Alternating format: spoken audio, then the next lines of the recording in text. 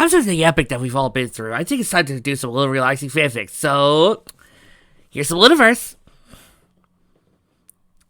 Got Lunaverse Galaxy Rangers, The White Raven, Chapter 1. Dinky tried her best to be brave. She had to. Dinky struggled against her bonds. They were tight, didn't leave much wiggle room. She was gagged, so she couldn't make any noise either. Hey, stop that right now, a burly Pegasus demanded. Dinky stopped and sank down defeated. She just laid against the cold wall. She prayed her mom would come soon. Dinky wondered how she got into this mess. It had been a normal day. School, friends, homework, not much different. On her way home, she was suddenly grabbed from behind and pulled into an alley. A sack was pulled over her head and found herself here, wherever that was. Well, Dinky was in an abandoned warehouse. It was mostly empty, but she could see the metal crates here and there. It smelled dank and mildewy. Dinky was surrounded in a corner by two tough gigantic ponies. They were almost as big as Big Mac. And the other one was an amber unicorn pony with a blonde mane. For some reason, his horn was a glowing gold aura. Dinky sighed and waited. She didn't know. Eventually, an earth pony with a chocolate coat and an elaborate-style gray-blue mane started in. Go whale balls? The unicorn pony asked. Well enough, the boss answered. Oh, sure. The man made a bit of a fuss, but I made it perfectly clear if she wanted to see her feel it again, she would go on that train. Dinky glared at the boss with the most defiant look she could muster. Oh, don't give me that. It's for your own good, the boss said, giving an obviously fake smile as he spotted her. He knelt down next to her. We're giving you all you could ever need. A nice job, a much better town, a tier of spot. What more could a pony ask for? Dinky growled the best she could. The boss snored. You have no idea how much better your life would be in Manhattan. My sponsor made sure to give her the best accommodations. If your mother is a smart pony, she'll be on that train for her new life, and you will join her naturally. The boss gave Dinky a nasty smile that made her skin crawl.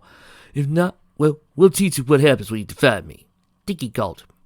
She prayed to Luna that her mom would think of something to get out of this. You made sure that she won't get her friends? The pony thug asked. Of course.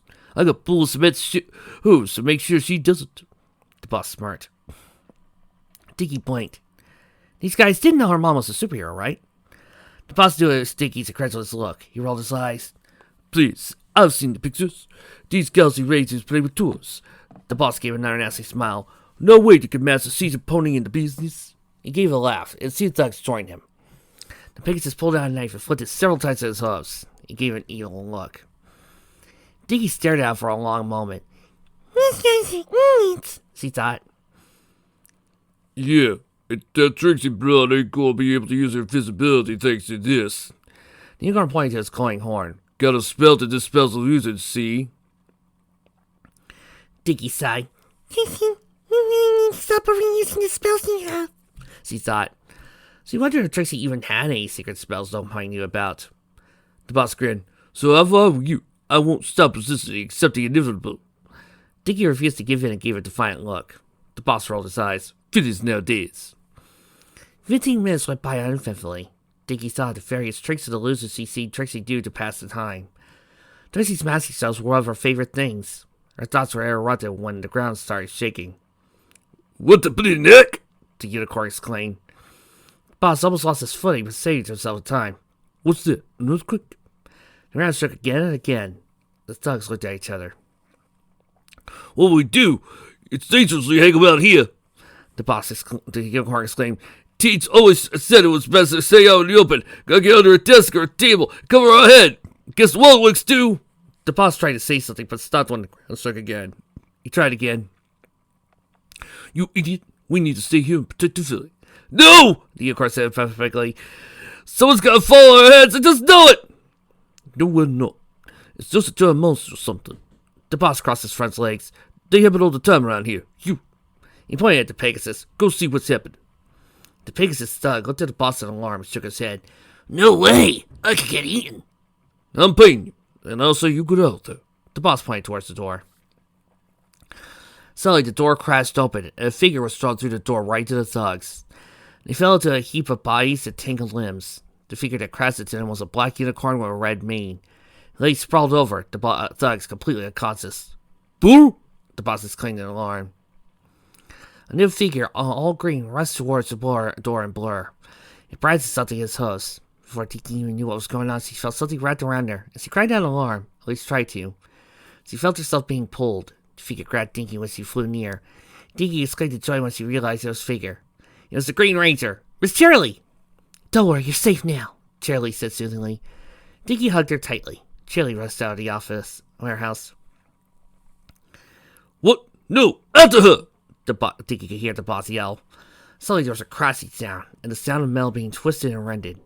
The thugs and the boss screamed in terror and looked up. Dinky looked up as well.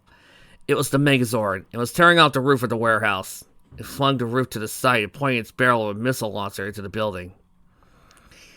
You better surrender, Dinky could hear her mom say over the speaker.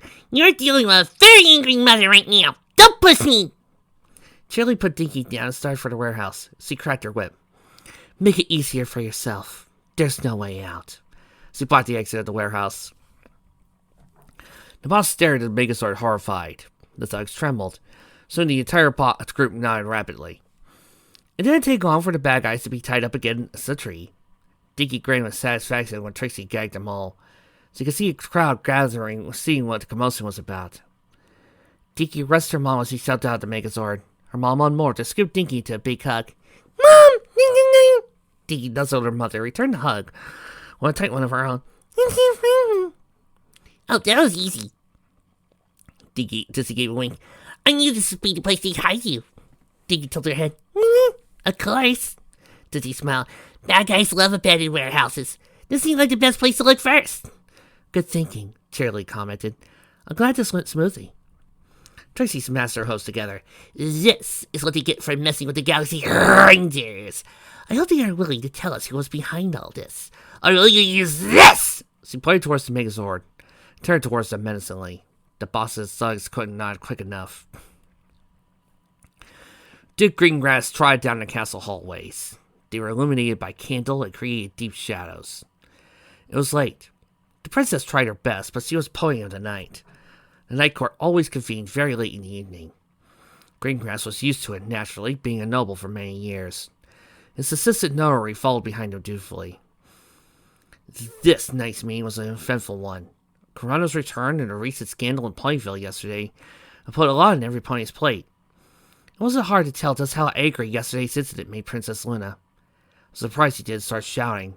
A bunch of thugs linked to the Manhattan Mafia kidnapped Dizzy Doo, the Pink Ranger's daughter, in some half-baked scheme to gain control of one of the Galaxy Rangers. It failed spectacularly in a very public fashion. Trixie Lunamoon and her other Rangers captured the thugs and made them spill which double they were working with. Five-String Poussance was implicated. It was a charge she was most thoroughly denied. Greygrass enjoyed the color of light she turned when Princess Luna said she would personally investigate the incident. You wonder if the old hag would do something stupid like try to bribe the princess. Still, the scandal caused quite a headache for the Night Court. The press was screaming yet another example of the rampant corruption of the Night Court. The court's approval rating hit a low it hadn't been for centuries. Thankfully, Greygrass's personal rating hadn't taken too much of a hit, thanks to his philanthropy and charity work. Still, getting the public's trust back was something he would have to work on, and it wasn't going to be easy. Greengrass cursed Trixie Lunamoon for a total lack of tact in resolving yesterday's incident. Though, given that she was a magician, it really shouldn't have been that surprising. The thought of that deluded, buffling oath being the only thing separating them from Corona's wrath didn't sit well with him. She was an egotistical blowhard with more ambition than sense. Her dream was to one day become a prominent member of the Night Court. Greengrass was going to make sure that never happened for everybody's sake. The Night Court had enough complete faults in it already. Greygrass, however, knew they needed Trixie Lunamoon. She and her friends were the only ones that had the power to match Corona and her monsters. He had seen their abilities in action once. A few weeks ago, he secretly traveled to Ponyville to see the Rangers in action for his own. He was terrified that Corona created a monster with so much power so easily. He doubted any army or soldier could match them. So far, he saw it fit to leave them alone for now. His instincts told him that trying to separate them would lead to disaster. They needed to stay together. Of course, he was right, and the Corvus incident proved it. From what he understood, they just barely won that fight. Still, Greengrass wished there was a way to put those powers into more capable hands. Archduke Bobby Fisher at the Ministry of War had demanded that today that Tracy and the other Rangers turn over the morphers to him so they could be studied and our allies and put in the hooves of professionals. Princess Luna naturally refused such a request, saying that the magic of the morphers would only work for the original Rangers, and they were to stay where they are for now, at least for the time being. Now, if we could only get some of those real-life idiots who keep wanting to just have these soldiers who have no business in fighting the super powerful bosses of MLP World to listen to this. The situation was too dire to start tinkering with them. Fisher snorted at this, but Greengrass believed it. Old, ancient magical items tended to be like that. There was also the fact that they only activated after 1,000 years of dormancy when they came in contact with Trixie and her friends. He knew there had to be something special about them. Like it or not, they were here to stay. Greengrass just hoped Trixie and Lunamoon wouldn't do something stupid and doom them all. He was wondering if there was some way to make the Rangers unnecessary. Something we would have to look into. Ah! Just the pony I was looking for! A loud booming voice said, bring Greengrass out of his thoughts. Greengrass turned around and looked at the approaching pony. It was Archduke Fisher. It was a unicorn with a brown and bluish-gray mane and a slate-gray coat. He had a bushy mustache, and the tuning mark was that of a hammer next to 2 stars. Hello, Archduke Fisher. Greengrass gave a gracious bow. I was just thinking about you. I was impressed with your speech today about the importance of defending Equestria. Fisher snorted. Spare me the empty compliments. I know how you really feel about me. Greengrass tilted his head. I'm sorry, I'm not quite sure what you mean. Tell me, what do you think of Trixie Lunamoon and her Galaxy Rangers?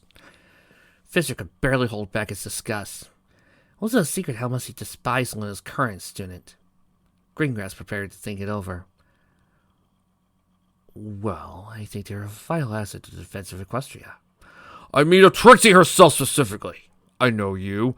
You hate her as much as I do. Fisher said, crossing his front legs. Hate? Hardly. She isn't worth the energy. Greengrass thought. It's true we've had our differences in the past, but I don't begrudge the mayor at all, Greengrass said. Fisher started getting annoyed. Never can speak your mind, can you? Always the politician. He waved a hoof. Never mind. What if I told you I knew of a way to get rid of them and instate real protectors for Equestria? Greengrass rose an eyebrow. Have you found a way to replicate their technology and powers? Fisher snored. Don't pretend you didn't already know. I know of your spies. Greengrass didn't know at all, but he wasn't planning on correcting him. Has it progressed far enough that it could be a threat to Corona? Fisher beamed. We're close. He rubbed his hose together. And what do you want of me then? Greengrass asked. It seems you already have everything under control. What I need is allies, like-minded ponies that understand what is necessary, Fisher answered. Greengrass quirked an eyebrow. Necessary? Yes. Trixie and her butts in their duels are nothing but untrained amateurs. Equestria needs real heroes, ponies that will do what is necessary, Fisher responded. The Rangers need to be trained soldiers. Let me ask you this. You know Ditsy Do the Pink Ranger, right? Fisher started pacing. Yes, I've seen her in the papers, Greengrass said it simply. Does she look like the type of pony that would slit a pony's throat without a second thought? Fisher asked. Greengrass was taken back by the question. He did his best to hide his reaction. Probably not. Exactly! Fisher exclaimed. That's the problem. We are at war. We need real ponies protecting Equestria. Ones that knows what needs to be done. Ponies that can make the hard choices. Not just butterflies and friendship nonsense. I see. This is why I need to make an alliance with you, Fisher smirked. I know for a fact that you would sell your own mother out if it means getting what you want. That is the ruthlessness I need. Greengrass would not do that. Not a million years, but this misconception could be useful. Say that I do agree to this alliance. What would you have me do? Bringing out the Rangers won't be easy. The princess in her ignorance is protecting the Rangers, Fisher said. After the scandal, Princess Luna extended her protection to them. She stated that since they are in a state of war, any attempt to target the Rangers would not be tolerated. We need to both discredit and get rid of them without the princess being involved. I think you are well up to the task. Greengrass thought about it. It looked like an interesting challenge. Never dangerous to be sure, but Fisher would make for an easy fall pony. Racing his involvement wouldn't be too difficult. Getting rid of Tracy, putting in more capable ponies to stop Corona had certain appeal to him. Very well, I accept this alliance. Greengrass put out a huff and Fisher shook it. Good pony! Ha ha ha! Fisher laughed. Equestria's a good host now. Unbeknownst to either pony, a figure was listening in on them from behind a pillar. His hearing of a fake acid spell allowed him to hear every word despite the great distance and low tone they were speaking in. He tapped his chin with a huff. Well, well, just the opportunity I was looking for.